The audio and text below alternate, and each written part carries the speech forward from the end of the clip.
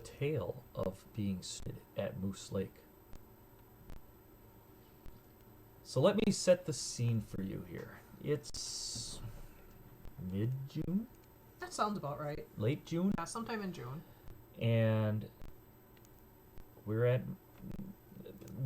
I say we're, I mean the girls and I are at Moose Lake. Was Kaden with too? No. No, Kaden. Just me and the girls. You were working. Kaden was working. Probably working too. And I parked where I normally do, right in front of the bunker at Moose Lake, the concrete bathroom. It's where I always park. It's off to the side, and it's a good, convenient place to get things, just for cleaning the bathroom and everything. It's out of the way and it's convenient. So that's where I park. And we go and we do our things. We put cleaning supplies and we walk the trail to the bathroom on the hill, right in the center of the campground. We get that cleaned. And then we clean the bunker. And I grab all the reservation cards. The girls grab the garbage bucket, some gloves. And do their thing. And they do their thing. So I'm putting out reservations while they're cleaning fire pits. I think there was one that Ginny ran back a rake, and I mean it was a good hour that we were there putzing and futzing and cleaning. Midweek, that's usually about what it is for you guys, isn't it? Yeah. And so we're doing our thing. Campground is maybe half full. Yeah, so not bad. Not bad at all. Stopped and talked to some of the guests. They commented how they thought it was the girls were involved with all the cleaning and everything, and I always appreciate hearing that. So fast forward, we're getting ready to leave. I got a whole bed full of garbage. All my tools are back there, all the cleaning supplies. I mean, it's a working day. The truck's ready to go. The forest, the beast of Black Lake. Yeah. We climb in the truck, turn the ignition on, put my seatbelt on while I wait for it to finish doing all, testing the airbags and everything. Hit the key to start it. Nothing. Whole thing goes dead. Dash, the whole 9 yards. Which, I mean, if you think about start a vehicle, they do that. Everything goes dead. I don't know why they put all those power on self tests in place, because they do it again once you start the thing. Yep. It wouldn't start. Nothing. Thought, well, that's weird. Didn't say anything to the girls. Turned it off. Waited a couple of seconds, maybe a minute. Turned the key on. Went over to start. Nothing. Well, now I'm sitting there thinking, is the battery dead? This doesn't seem right. Reach over and I put it on the Forest Service radio to turn it on. It lights right up. I'm like, I know that radio doesn't take a lot of power, but that tells me there's power. Right. I cycled the key trying to get the thing to start probably for 5-6 minutes. What on earth is going on? Get out, pop the wiggling battery cables, hit the starter, hit the key, nothing.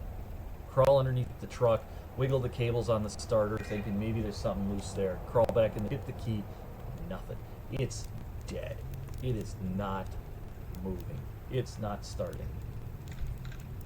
Keep in mind where I'm parked. I am right in front of the concrete bathroom. Mm-hmm. The truck's maybe 2 feet from the door. Yeah. It's not in a convenient spot for it to die. So I pull my phone out. I'm looking at it. No service. That's par for the course for Moose Lake. Yeah. So I think about it and I go, all right, girls, we got to take a walk. And they're like, is the truck broken? I said, I think so. How do we get back to Black Lake? That's the adventure. Mm-hmm. So we walk down to the boat landing because once in a while I can get service down there. Then restart the phone. Nothing. Walk over by Site 1, same thing. No, we had to have wandered that camp for a good 40 minutes down to the beach in all the spots that I had found service in the past. The cellular gods were not smiling upon us today.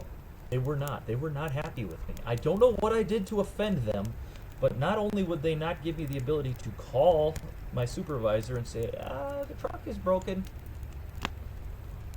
but they disabled the truck too. I'm blaming the cellular gods. Testing your abilities. I guess. Did I mention, by the way, that the truck had already had 2 U-joints put in it at this point? About a week earlier. That truck was cursed. That's the only thing is it was cursed. Because it was clanking and banging when we got the thing, and I thought, oh, this isn't good. So after about a week of it, because I known it had been sitting for a while, so I thought I'd give it a week to see if whatever the heck's going on works its way out. Works its way out, and it just, because it wasn't vibrating or anything, it had a clank. You know, if I was thinking I touched the gas, you know, and we were going downhill, you'd hear a clank. And then as we started going back up the hill and slowed down, you'd hear a clank. It was whenever the power applied to the drive shaft was different. It's a U-joint. I know it is. So we got that U-joint fixed. I drove it with a bad U-joint from the campground to Hayward. And then they gave me a reckoning. Like 3 days later, the truck was back. Okay, no problem. The next day on the way, I took it. We were running around the campground when you found it. But oh yeah, that's right. That was after you got back from the Moose next Lake. day. Right. The next day, after the truck got back, I had taken it to Moose Lake, and you stayed home. Yeah. You stayed at the camper. Yeah. It was just me, and I went and did my things. And on the way back, I heard a bang, like a tire had thrown a rock. And I noticed the truck was vibrating a little bit, and I thought, well, I'm on a water road. Right. Whatever. Not like that road's. Get back, park the truck, eat breakfast, and then you and I go to clean bathrooms. And as I'm coming out of the bathrooms, I'm looking at the drive shaft, and I'm seeing daylight through the hole where one of the caps should be on the U-joint in the yoke. Mm-hmm. It threw a cap. So I drove it 10 miles with a missing cap on one of the U-joints. So like I said, that truck is cursed. Anyways, going back to the won't start. Girls are sitting there going, well, what are we going to do? You can't call for anybody. Your phone won't work. You know, we even tried walking down the road a little ways to try and find service, because I know if you go like a half mile out of the campground, everything was completely green leafed out. I wasn't getting service. But for whatever reason, the cell gods not happy with me, and they decided to punish me by breaking the truck.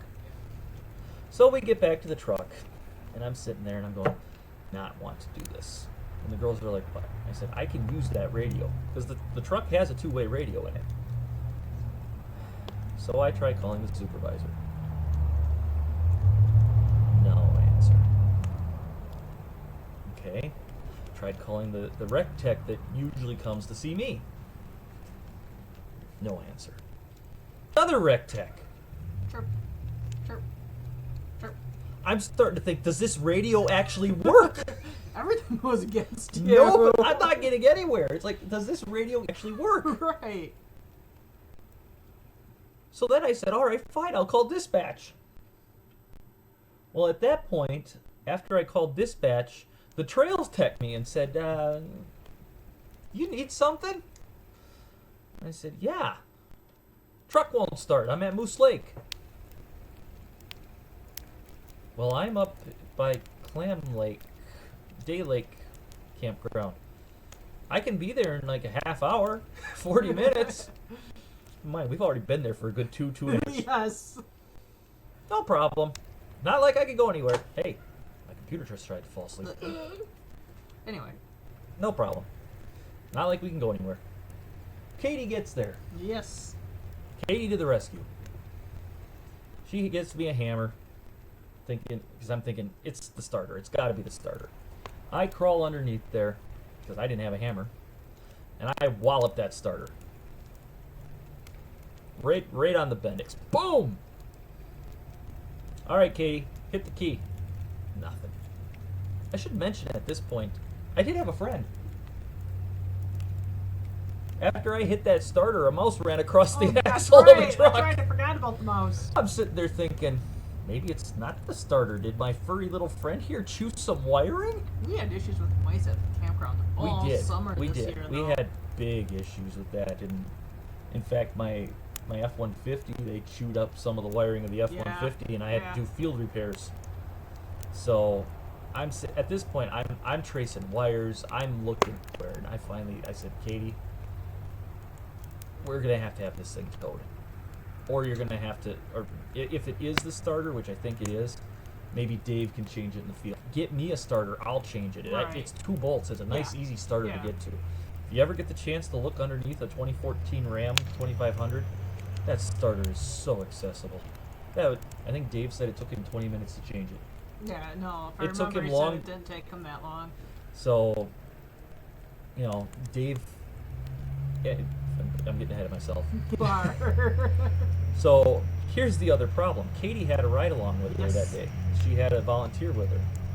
And usually the back seats of those trucks are pretty full of stuff, Yeah. which is the case here. Remember, I had the girls with me. So, while it is a 5-passenger truck, in theory, we could make it everybody. It wasn't happening. It wasn't happening. The box of Katie's truck was full. Yeah, she had a lot of stuff with her that day. She had a lot trailer. more than usual. She had a trailer on with the UTV going to do some trail work. That's Yep. why she had so much gear. So it was. She looked at me and she said, "Well, would you mind if your daughters stay with the volunteer, and I'll take you back to Black and you can get your truck." Yeah, no problem. So she took her walkie-talkie off, handed it to the volunteer. The girls went down to the beach. Yep. Katie and I jump in her truck. She does a wonderful job of backing the truck and trailer out of the campground, because she came up to me the wrong way. She drove the wrong way in the campground. And about, we get to where I had walked to. Her truck has a cell booster, and her phone rings. It's Chris, the supervisor. Because she had tried to call Chris, and Chris saw the missed call from her. "Hey, what do you need? I see you called me." "Well, I'm down by Black Lake with Travis right now. The truck won't start." Silence. We're looking at each other like, did we just drop the call? "What do you mean it won't start?" I said, "I think it's got a bad starter. It won't do anything. It's not a dead battery." "No, we tried to jump it with Katie's truck. It wouldn't start." Silence. He says, "I don't want that towing bill." I said, "I don't want that towing bill either." I said, "However, I will tell you that looks like a very easy starter to change. So when we get back, I can get the car truck, give it to Katie, and in the morning, you or Dave could go to Napa or wherever and get a starter, and I'll put it in. It's that long." And he says, "Well, we'll figure that out." So Katie gets me back to Black Lake. I jump in my truck and I drive back to Moose. Katie, pulling the trailer, let me take the lead because, well, she's pulling a trailer. I'm going to go faster than her. Yep. I get there. I park down by the beach. I get over there. The girls are soaked. Did I mention that they are in their clothes and they were just going to wade? Because they had shorts on. Yep. They weren't going to go any deeper than their knees. I really don't care, to be perfectly honest. Just- But what makes it funny is the girls and their, "Oh, I fell." That is their story to this day. "I fell. We were Yes. splashing each other, and I tried to dodge it, and I fell." And what makes that part even better is the way Virginia says it. Oh, it's It hilarious. is so funny. So they get in the truck. They're soaked. Oh well. It's water. It's a truck. I It don't dries. care. We go back to Black Lake. Well, first we stopped at the Forest Service truck. Yep. Pulled out what needed to Pulled be out what needed to be pulled out. All the tools, everything that couldn't be secured in the truck got transferred to my truck so that I could take it back with me. Locked the truck, hid the key, grabbed the card, met Katie, gave her the card. Because every truck has its own card, and if you have to buy something or get something fixed on the truck, you use that card. You're not supposed to use a different card. Because then they can track the expenses for for that each particular truck. vehicle. Which I guess makes sense. But anyway, I give her the card. And I think it was a Friday. Because you were out the next day when Dave came and picked me up. Yeah, so it was either Thursday or Friday that this happened. I think it was Friday. It Because might the have beast been. was back by the time you got out there. Yeah, I don't remember. Even if it happened on a Thursday, though, it would have been back by the time I got out there. Right, but remember I said about the Forest Service trucks and their back seats. Oh, yeah. I don't remember for sure, but I think Dave changed the starter on Saturday. it was mid to late in the week when it happened. Well, either way, Dave picked me up, and the girls didn't come with Right. to pick the truck up. Yeah. You know, he said, "Oh, that starter was the easiest starter I ever changed." Yeah, unless KDENlive maybe. I don't remember. All I Those remember- are minor details. All at I this remember point. is the girls didn't come with. Dave and I went back to Black Lake. Sure enough, there's the truck. He said, "It started." I made sure of it. He hands me the card. I put it back in the truck. I open the truck up, fires it up. No problems. Starts Yeah. right up. Easiest starter in the world to change. Which I'm thankful for. Yeah, Not want to yeah. have... That thing got flatbedded to Hayward once when that second U-joint blew up. Yeah. I did not want to have it flatbedded again. Ooh. It's when I wasn't there to Yep. to meet the guy. Yeah. So, yeah, I still say that truck was cursed. Oh, I still wonder what I'm gonna get to drive next I year. know. I'm thinking a Yugo, There you go. AMC Eagle, Yeah.